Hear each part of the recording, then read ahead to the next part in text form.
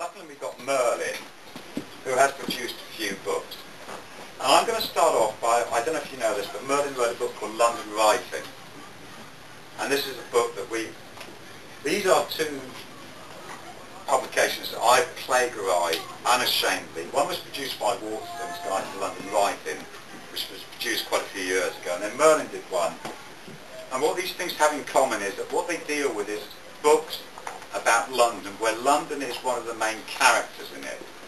They're not just novels, but actually London is central to them.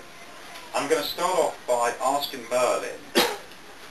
In this book he made what I think is quite a courageous attempt to classify 30 essential London novels, which is actually asking for people to throw tomatoes at you and various other things, because tonight the most important people here are going to be you out there, because what we want to hear is the books that you've read about London that we've never heard of, that other people in the audience haven't heard about, books that have gone out of print, books that you read that were tremendously influential upon you. I mean, I noticed the only points of intersection between Malcolm's list and my own were, I think, Alexander Barron and Maureen Duffy. Maureen Duffy's Capital I'm going to say a few words about in a minute, and I think Malcolm's got the other two parts of her trilogy here, Londoners and Wounds. But all of which are out of print now. All of which are out of print. Capital. Right, yeah.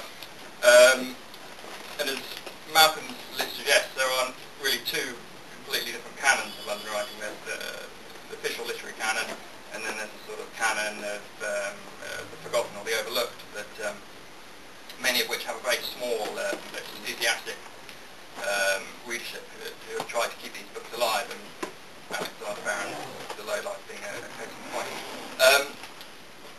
The best way to approach all these London titles, I thought, was just to bring along a couple of my own that I think are two fantastic examples of lost London writing. I think they're lost in two senses. Firstly, they're out of print, they have a very small readership, they're generally forgotten, but also they describe, at the time of writing, a London that is lost or on the point of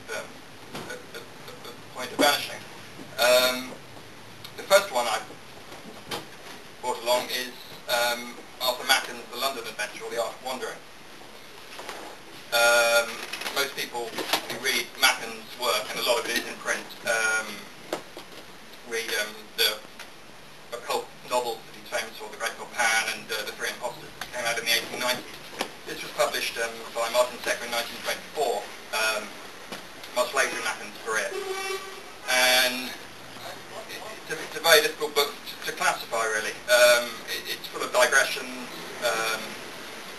It describes his attempts to create what he calls his London science, the science of walking around London and finding the lost parts of it, drifting with no purpose, which obviously has a lot of relevance to writers in the 90s, such as most obviously Ian Sinclair. He is recalling walks in this book that he took in the 1890s as a young man walking around London, and I'm going to read a couple of passages because I think, although this was reissued in 1974 by the Village Press, which is the copy I have here, it's very current, I think, the writing, and it really ties in with... We actually can't get that. We can't get that sort of that. No, this is, I mean, this is probably even more difficult to come across than the original. Village Press in the 70s, in the early 70s, reissued a number of writers with a sort of occult flavour, and most of John Cooper Harris's work, quite a lot of Arthur Macken's, but they quite quickly went out of print again. And this one, although you do hear it mentioned, and it's quite heavily quoted by London writers, doesn't look as if there's any hope of it coming back into print. But I'll read a couple of short extracts.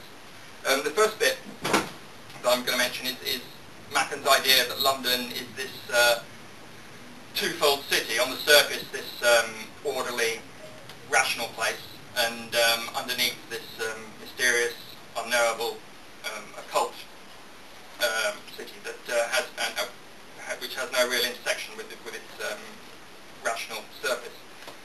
This is something that's obviously reflected in writers like Peter Ackroyd, who's also talked about London, the sort of everyday flux, the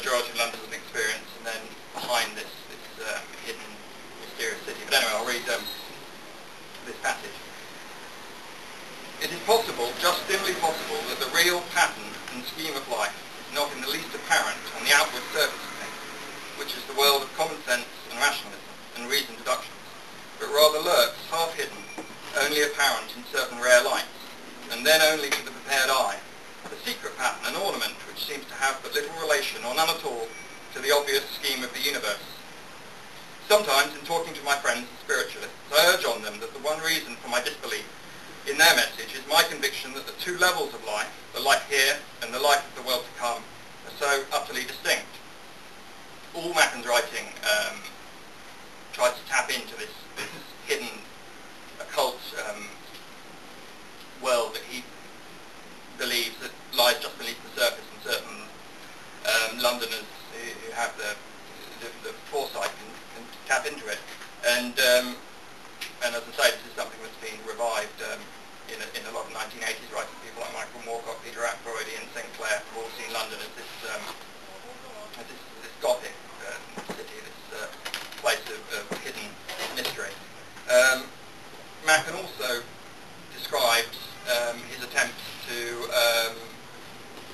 walk to what he calls the red, raw places on the edge of London that Londoners don't know about, that are never explored, that lie completely undiscovered. This for him is the real lost London, not a part of London that's disappearing, but exists and is there, but is simply lies beyond that which most Londoners experience. So I'll read what he says about that.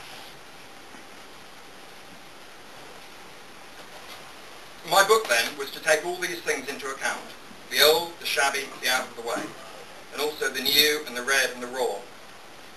But it was also utterly to shun the familiar. For if you think of it, there is a London cognita and a London incognita. We all know about Piccadilly and Oxford Street, London Bridge and the Strand. Olympia has made us familiar with a little island in otherwise unknown Hammersmith. The boat race illuminates Putney, and the most inexperienced have ventured into the High Street, Kensington. But where will you be if I ask you about Clapton, about the inner parts of Barnsbury, about the delights of Edmonton, about that region which was once called Spa Fields? And once again, this is what I think Macken has to offer contemporary London writing.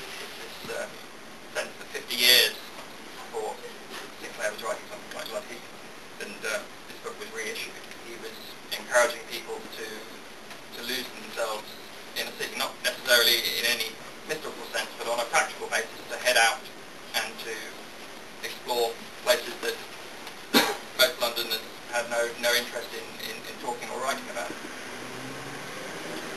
This, as I say, was reissued in 1974, and obviously when Village Press reissued this, presumably they had some sense that the time was right for Macken to be